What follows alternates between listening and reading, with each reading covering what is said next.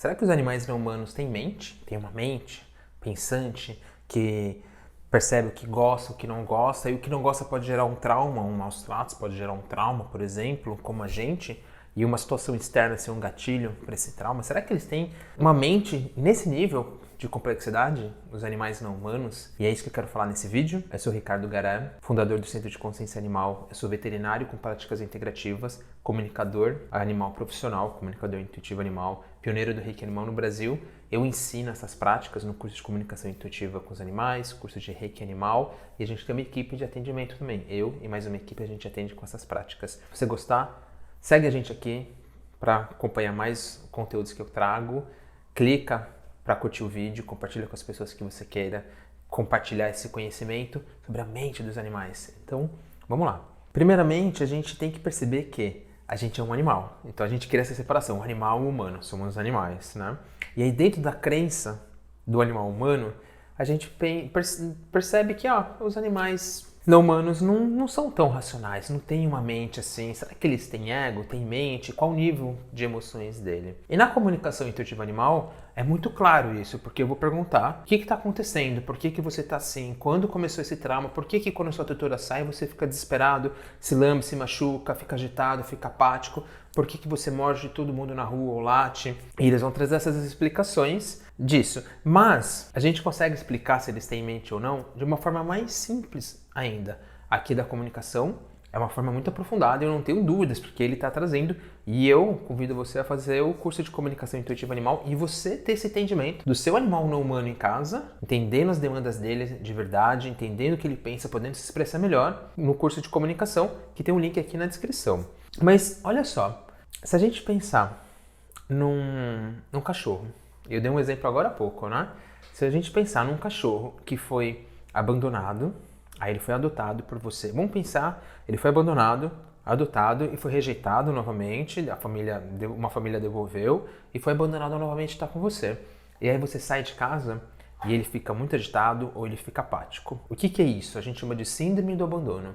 Ele acredita que a qualquer momento ele vai ser abandonado de novo ou ele vai ficar sem aquela figura que ama ele, né? No caso, você.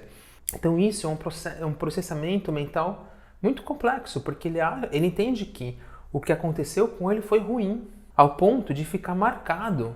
Ele gerou uma emoção, a gente tem 5 emoções primárias, né? A gente, quando eu falo os animais em geral, felicidade, tristeza, medo, raiva e nojo. E aí ele gera então o medo. O que está acontecendo? Aquela pessoa não está aqui. E aí esse processamento mental em cima dessa emoção gera um sentimento então de rejeição.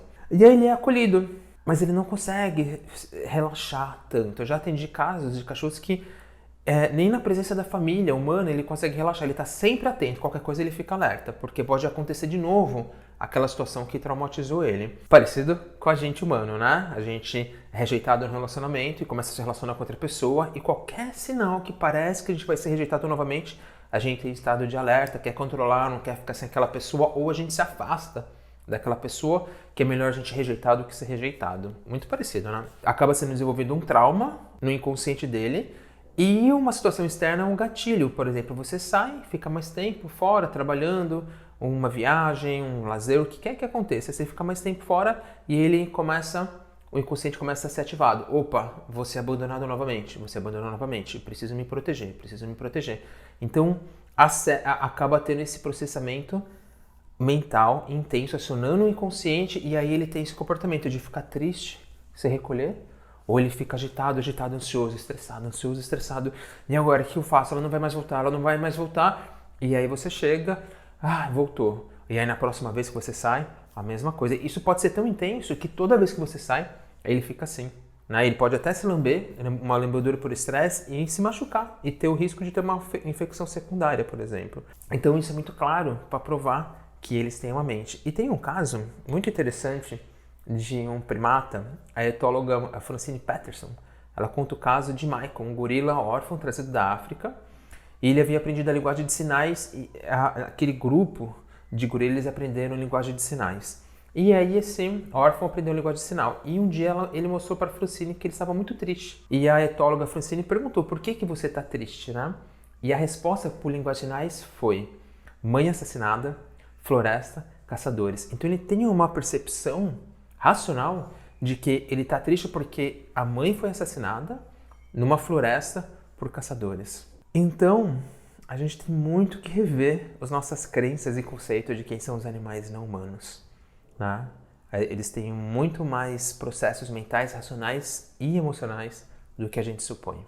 Gostou? Eu vou começar a trazer mais conteúdo ainda sobre a inteligência e as emoções dos animais. Compartilha com as outras pessoas, lembra de curtir aqui e se inscreve no canal. Um abraço.